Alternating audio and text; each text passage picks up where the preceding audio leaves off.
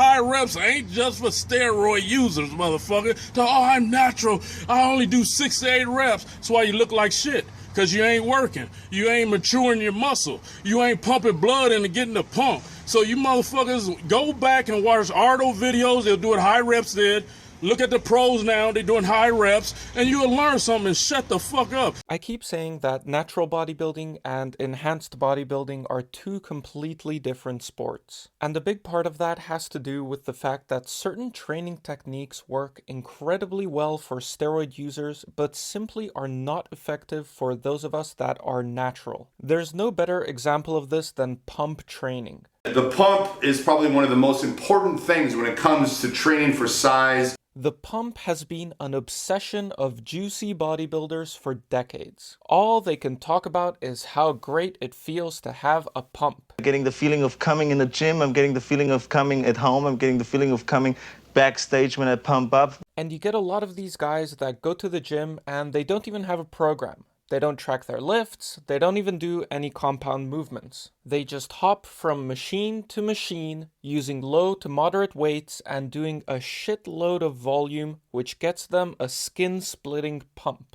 The better the pump, the more your muscles are going to grow. And as stupid as that might sound to some of us, this style of training actually works amazingly well for them. If you're squatting 600 pounds for 2 reps, you're not getting a pump. Now, that's all good, but the problem arises when newbies start lifting and they don't differentiate between natural and enhanced bodybuilding. They just see the biggest guy on their screen or the biggest guy in their gym and assume that they know what they're talking about. Because in bodybuilding, your physique is your resume, and if you're big, people will automatically take your advice much more seriously. Equally, you have long-term steroid users that have lost touch with reality and simply cannot fathom that naturals would have to train differently to them in order to get results. That's why you look like shit. Because they've convinced themselves that their own results come from their solid training principles. So they're happy to preach to you about how you should train, but of course without ever disclosing the cocktail of drugs that they're supplementing with.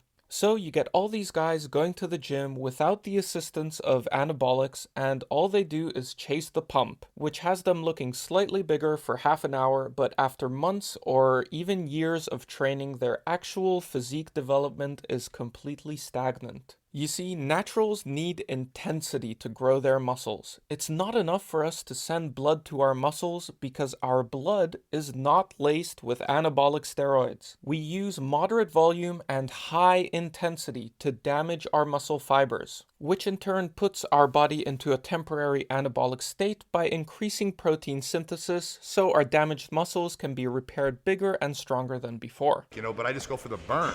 I don't tear the muscle down. I just go for the pump. But someone using steroids is literally in this anabolic state all the time, 24/7. Their muscles don't require the same intensity to grow. This is why the pump works so great for them. The blood is sending nutrients, oxygen, and most importantly, anabolic drugs straight into a muscle which is already primed for growth by default. Anyway, all of this is to say that you should take training advice from steroid users with an absolutely fucking massive grain of salt. My whole theory is the most important thing is to shock the muscle. Confuse the muscle, shock it, do different things. And you're probably better off listening to naturals that have more experience than you. Just because someone is huge doesn't mean that their information is useful for you as a natural. Natty hypertrophy and enhanced hypertrophy are two completely different beasts.